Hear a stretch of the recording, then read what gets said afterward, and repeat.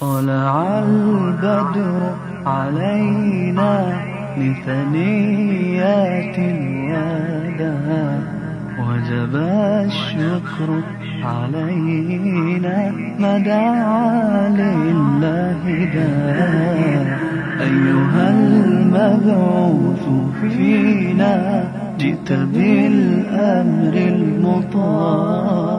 أعوذ بالله من الشيطان الرجيم.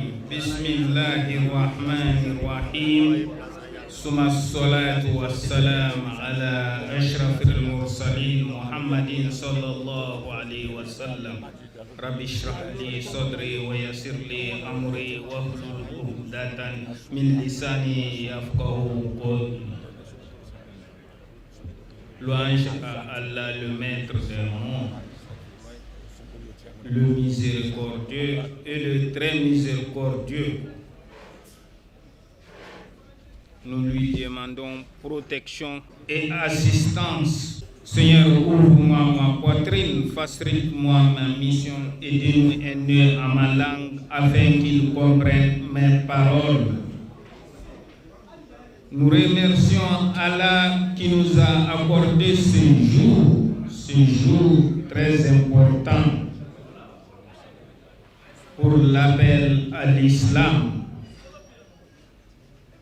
Comme nous l'avons dit, nous recevons aujourd'hui nos frères en islam,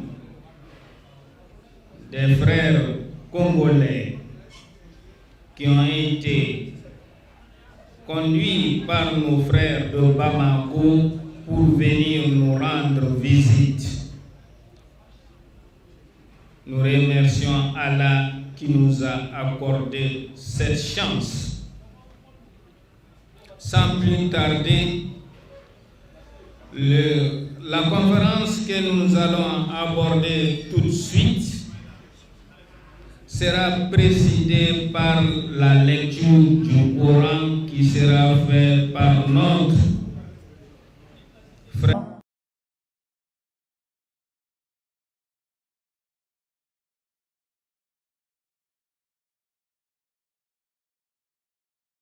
Sans plus tarder, nous allons donner la parole au premier conférencier. Assalamu alaikum wa rahmatullahi wa barakatuh. إن الحمد لله نحمده ونستعينه ونستغفره ونعوذ بالله من شرور أنفسنا ومن سيئات أعمالنا من يهده الله فلا مضل له ومن يضلل فلا هادي له وأشهد أن لا إله إلا الله وحده لا شريك له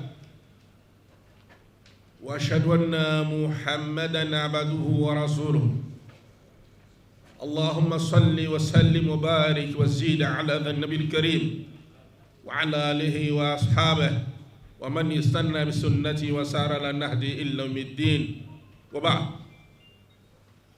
Après ces mots d'usage que le messager de Dieu sur lui paix bénédiction avait l'habitude de prononcer devant ses fidèles compagnons chaque fois qu'il prenait la parole, je vais m'acquitter d'un devoir, celui de remercier d'abord et avant tout les autorités politiques, administratives de cette belle ville, Sikasso, et remercier par la même occasion nos frères de l'association islamique pour le salut qui nous ont accompagnés depuis Bamako et jusqu'à dans cette belle ville de Sikasso.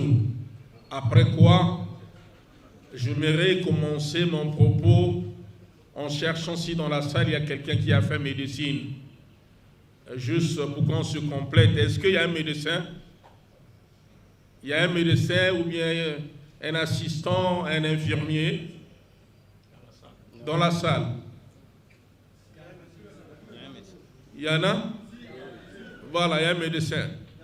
Médecin, en entrant ici, quelqu'un m'a dit, si tu manges avec quelqu'un qui a le palu, tu auras le palu. Qu'est-ce que tu en penses? Hein? Il a dit, c'est pas juste. Quelqu'un qui a le palu, manger avec quelqu'un qui n'a pas le palu, celui qui n'a pas le palu finira par avoir le palu, c'est vrai? Alors, qu'est-ce qui provoque le palu? Ah, d'accord. Bon, donc, en ce qui concerne cette préoccupation, vous allez comprendre qu'il s'agit de notre thème. Est-ce que l'islam peut-il être considéré comme responsable du terrorisme? Non, c'est la question. Si le terrorisme, en sous-entend, c'est le palu. Hein? Mais qu'est-ce qui serait donc à l'origine du paludisme? C'est ce que nous allons savoir, Inch'Allah, dans ces quelques minutes durant notre exposé. Mes frères, vous savez, Allah exalté soit-il qui nous a créés et qui nous a placés dans ce monde, a choisi une religion pour nous qui sommes ses créatures.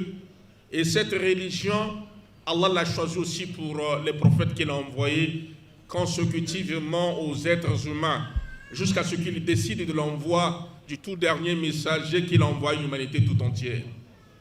Et cette religion, Allah l'a présentée comme soumission, obéissance à lui. Allah l'a appelée Islam.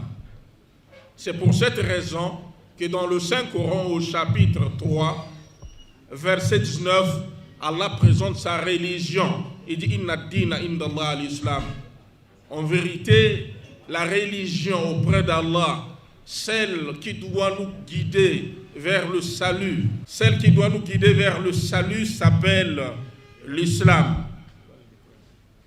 Et dans un autre verset, toujours dans ce même chapitre 3, verset 85, Allah met un accent particulier sur cette religion en disant « Quiconque adhère à une autre religion en dehors de l'islam, en dehors de ce qu'on appelle la soumission et obéissance à lui, Allah ne va nullement accepter cette religion et il sera dans l'au-delà parmi les perdants. » Pour dire qu'il y a une religion qu'Allah a choisie pour nous qui sommes ses créatures, et cette religion s'appelle l'islam.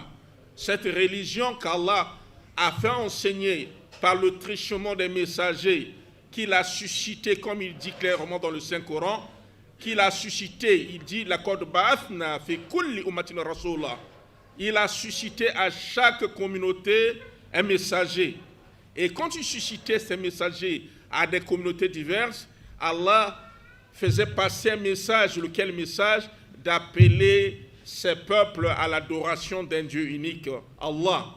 Et c'est pour cette raison, quand il a décidé d'envoyer le prophète Muhammad sallallahu alayhi wa sallam, Allah a fait de Muhammad, sur paix et bénédiction, le tout dernier messager qui apporte la religion la même que les autres ont enseignée, mais dans sa forme parachevée, c'est-à-dire sa forme parfaite, sa forme qu'on peut ici présenter comme avoir déjà une forme définitive.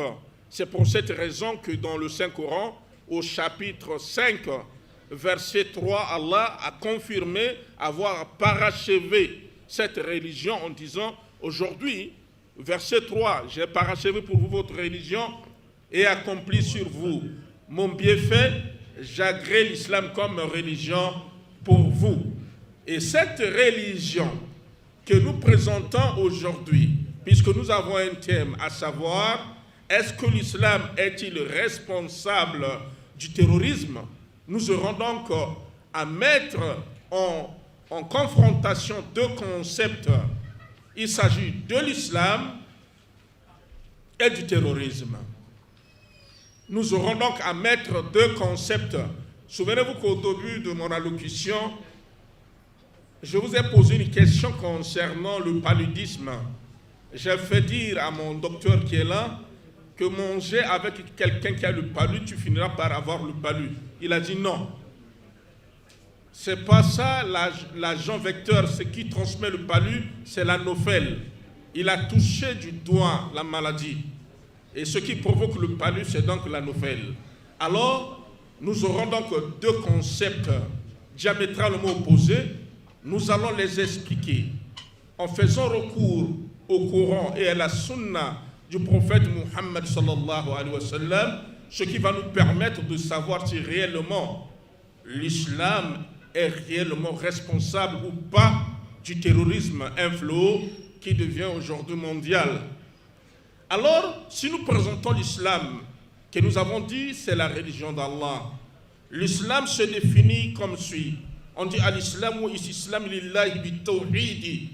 L'islam, c'est donc une soumission totale dans un monothéisme pur voué à Allah, tout en faisant l'abandon, en rejetant toute forme d'idolâtrie, le polythéisme, et rejeter aussi les partisans du polythéisme. Et cette religion, qu'on appelle l'islam, prône pour des concepts très chers, des vertus à encourager. Je parle ici des concepts. Parmi ces concepts, il y a le pardon. Parmi ces concepts, la tolérance. Parmi ces concepts, l'amour du prochain. Et tel est donc le message de cette religion d'Allah qui, dans sa forme parachevée, passe par des piliers qui sont au nombre de 5 que vous connaissez, à savoir les 2 professions de foi, la prière quotidienne que nous exerçons, c'est-à-dire 5 fois par jour, 5 fois. Il y a également l'acquittement de la zakat, le jeûne du mois de Ramadan et également le pèlerinage à la Mecque. Tels sont donc les piliers qui constituent cette religion qu'on appelle l'islam.